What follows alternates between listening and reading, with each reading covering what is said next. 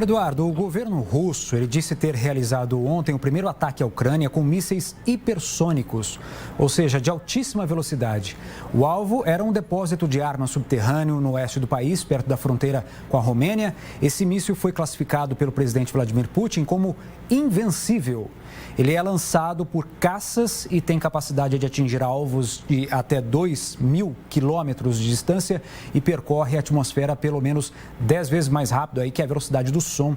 E tem uma tecnologia específica para realizar manobras e escapar de interceptações de outras aeronaves. Segundo especialistas, inclusive, o ataque foi uma tentativa russa de demonstrar força aos países ocidentais. Mísseis hipersônicos, aliás, podem viajar a 6.000 quilômetros por hora. A distância entre a Rússia e a Inglaterra, por exemplo, poderia ser percorrida em cerca de 20 minutos. Os Estados Unidos, a China e a Coreia do Norte, também desenvolvem esse tipo de arma. Eu gostaria que o senhor falasse um pouquinho sobre esse armamento específico ou esses armamentos de alta tecnologia que eles ainda não estão dentro desses tratados ou existe alguma cláusula que engloba todos esses armamentos mais novos e de destruição em massa?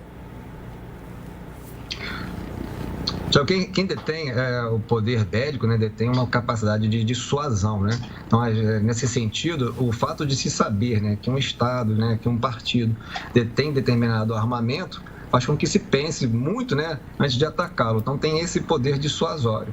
Essas novas tecnologias, né, que estão desenvolvidas atualmente, eu posso lhe afiançar que todas elas encontram uma previsão no direito internacional humanitário. Porque a responsabilidade de manter a proteção das pessoas civis, dos bens civis durante o conflito armado, vai persistir independente do armamento que seja utilizado, que seja construído com essas novas tecnologias. Mas, de fato, né, existe sim, dentro desses tratados de limitação de meios e métodos, um regime, né, de restrição de mísseis e foguetes. Na verdade, o tratado ele estabelece que os mísseis deveriam ter um alcance de até 300 quilômetros e uma ogiva de até 500 quilos, né? Ocorre que a Rússia não é signatária desse tratado.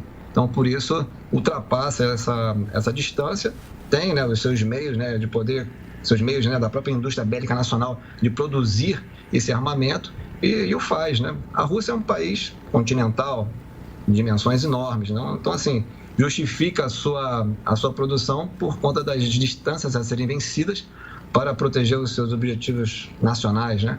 A questão é, não existe, então, a violação pela ideia de ter essa tecnologia, tanto de alcance, né, como de velocidade, mas aí mantém a obrigação de respeitar a proteção aos civis, aos bens civis, e não promover ataques indiscriminados. A Ucrânia, por sua vez, tinha um arsenal nuclear até a dissolução da União Soviética, e por interesses nacionais acabou se desfazendo do arsenal nuclear, concordou em devolver todo o seu armamento, todo o seu arsenal nuclear para a Rússia e sob a contrapartida de que tivesse realmente a sua independência reconhecida e as suas fronteiras, né, seguras, né, que não fossem invadidas. Parece que a história mostrou de uma outra forma, né? Devolveu realmente todo o arsenal, mas parece que as fronteiras não foram respeitadas de acordo com o que foi tratado em Budapeste. A questão do armamento tem essa configuração. Veja que ele tem um efeito dissuasório. Quem sabe que o Estado detém determinado armamento tem que pensar muito antes de poder promover uma ação ofensiva. E assim é uma estratégia militar, né? O poder dissuasório. E a Rússia não assinando esses tratados, parece que tem carta livre aí para usar esse tipo de armamento, não é, Eduardo? Entendo assim, né? Tem não está adstrita formalmente, né, a um tratado de restrição, né, desse tipo de armamento, mas deve se manter, sim, sempre obediente, né, observando as normas fundamentais do direito internacional humanitário de limitar meios e métodos para justamente proteger pessoas e bens civis, para que não haja os ataques indiscriminados, né?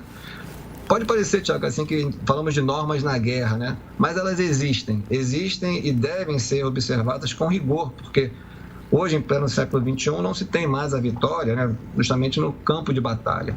A vitória depende, o êxito operacional de uma ação como essa depende muito da opinião pública, né? Da opinião pública local, da opinião pública internacional. Então, a ideia é que todos esses atos, né, que de ambas as partes, de todos os partidos, sejam acompanhados de uma aprovação da opinião pública, porque senão não se terá uma vitória. A opinião pública importa e muito nessa ocasião também. Agora, Eduardo, eu gostaria de falar um pouquinho sobre a OTAN, a Organização do Tratado do Atlântico Norte.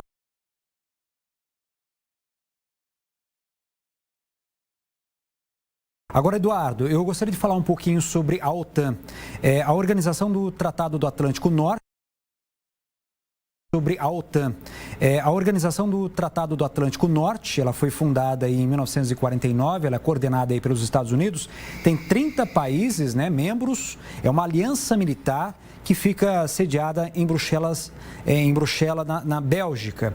Eu queria falar um pouquinho sobre essa organização, Eduardo, pelo seguinte, ela também tem um estatuto, né? E ela obedece rigorosamente a esse estatuto e não ultrapassa essas regras. Eu quero dizer, na relação de contra-atacar a Rússia, por exemplo, existe alguma coisa nessas regras que impede que a OTAN e seus países membros que revidem o ataque da Rússia contra a Ucrânia, não é? Veja dessa forma também, há uma limitação. A OTAN vai atuar quando houver alguma ofensa a alguns países, né, que compõem a organização. É considerar que um ataque a um dos países seria a todos os demais que formam, né, a organização. Ocorre que a Ucrânia não é parte da OTAN, ainda que tenha todas aquelas aproximações, né, tratativas para que pudesse vir a fazer parte, ou tenha também até uma cooperação. Hoje, a Ucrânia não faz parte da OTAN. E vejo que é justamente por aí que tem o receio da Federação Russa para que a Ucrânia venha a fazer parte da OTAN, porque significaria avançar nas fronteiras, né, junto à Rússia, chamada linha vermelha, né, que Vladimir Putin estabeleceu como sendo aquela que divide ali o Ocidente, né, dos interesses russos, né. Mantendo a Ucrânia como sendo esse país que está justamente nessa parte intermediária entre a Rússia e a Europa e outros países da OTAN, seria considerada uma concepção estratégica, né, que também por isso, né, deve estar movendo o interesse russo de manter a Ucrânia sob seu controle. No momento que a Ucrânia sinaliza a possibilidade de ingressar na OTAN, isso pode estar sendo considerado como uma ameaça estratégica para a Federação Russa.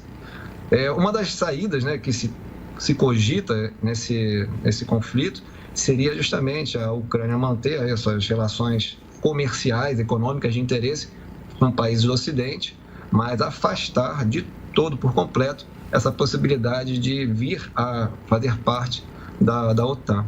Talvez isso seja um caminho para que se busque aí a almejada paz duradoura aí na região. É como eu vejo. Muito bem, agora falando nessa mesma linha da União Europeia, né? É um bloco econômico, político aí, formado com 27 países da Europa e que não tem, a priori não tem essa questão militar em seu estatuto, mas ela também não pode agir, porque alguns países fazem parte da OTAN e também da União Europeia, alguns países também podem fazer parte apenas de uma organização apenas. Como é que a União Europeia, então, está limitada? O que se limita, então, a União Europeia de não revidar também esses ataques da Rússia contra a Ucrânia?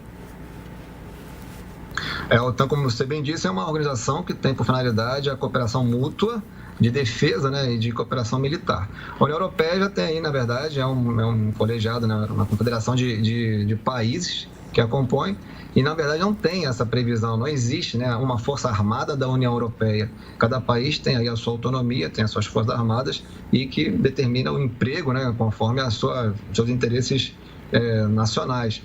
Por isso eu vejo, não existe uma atuação militar da União Europeia. Em contrapartida, existe uma atuação em outros vários campos do poder, e aí, economicamente, é que está sendo mais visível, né? Justamente os embargos econômicos, né? A ideia de retirada de fornecedores, de colaboradores, né? Que são russos, de seus países, e que isso deve trazer realmente uma consequência, né, importante, né, para a Federação Russa. Ocorre que temos aí uma questão muito importante, que é o fornecimento de gás, que é produzido na Rússia e que atravessa a Ucrânia por meio dos gasodutos para chegar à Europa. E é um fornecimento importante, né, tanto para as baixas temperaturas, como também para a questão do combustível, né? Então, vejo que a União Europeia, os países da União Europeia, ao estabelecerem alguma sanção, né, à Federação Russa, estão pensando em meios alternativos, né, de suprir esse fornecimento de gás e outros bens, né, outras mercadorias que devem ser consideradas como importantes para o desenvolvimento, né, a manutenção, né, dos países que compõem a União Europeia. Mas afastar da ideia de que uma ação militar da União Europeia é inexistente, que seria o que poderia ser por algum país da União Europeia. Veja que estava se cogitando algumas ações, alguma operação que teve objetivos militares, né, em território ucraniano, mas muito próximos à Polônia. Então veja que, por exemplo, se houvesse, né, um atingimento a alguma instalação no território da Polônia, poderia ensejar uma legítima defesa da Polônia nesse sentido. Mas não vejo como sendo de países da União Europeia, não vejo como sendo da União Europeia, mas sim de países que formam, né, esse bloco.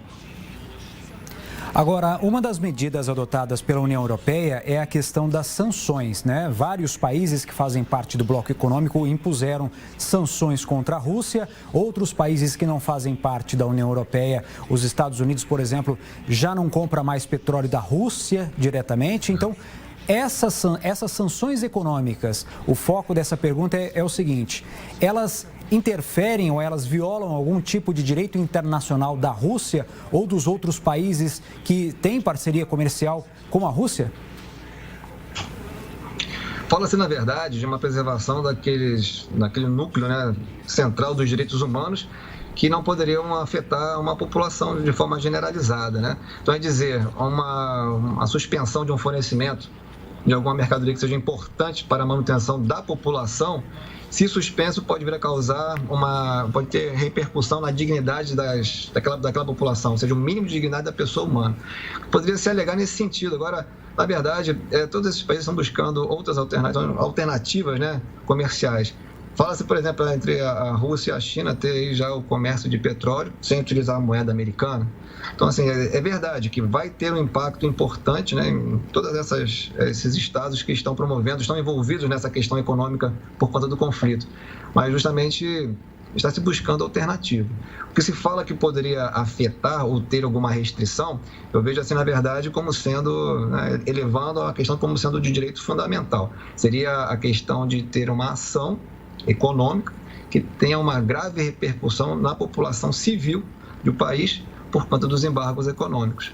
O que, na verdade, isso aí tem como ser contornado, buscar o contorno disso aí, buscando uma parceria com outros países. Se tem esse exemplo, né, entre Rússia e China, que são parceiros econômicos e estão voltados, talvez, aí para uma parte de mesmos interesses, né, nacionais, de poderem estar desenvolvendo a sua superioridade em relação aos países do Ocidente. E dessa forma, então, eles não estariam dependentes, né, da moeda americana e buscando suprir suas necessidades por outros fornecedores, né? Agora nós temos a informação, por exemplo, que dentre as teses avançadas e articuladas por Moscou, a noção de legítima defesa preventiva não reverberou aí muito bem no passado, na segunda invasão do Iraque pela coalizão liderada aí pelos Estados Unidos em 2003. Só que nesse momento, será que caberia alguma legitimação nessa defesa, dessa legítima defesa? Porque, afinal de contas, o Putin está dizendo que está atacando a Ucrânia para se defender dela contra o nazismo que lá perdura. O que a gente nota aqui de fora é que o próprio presidente Volodymyr Zelensky é judeu, ele é de uma família judia. Isso não cai em contradição? Esses argumentos de legítima defesa por parte de Moscou não entram nesse caso da guerra contra a Ucrânia? Já vejo da seguinte forma, né? A Carta da ONU ela prevê de forma muito clara que a solução para as controvérsias deve ser de forma pacífica, né? Então, na verdade, quem tomou a iniciativa de um ato de agressão consta que foi a Rússia, né? Então, ainda que tivesse uma suposta alegação dessas ocorrências, o que se tem que buscar é justamente uma negociação, buscar outras formas de solução que não sejam pela agressão, pelo conflito armado. Existem formas da ONU intervir existem formas da Corte Internacional de Justiça poder intervir para que haja uma mediação, haja a nomeação de responsáveis por bons ofícios para que façam justamente essa mediação entre os países, né? O que consta, na verdade, em relação à legítima defesa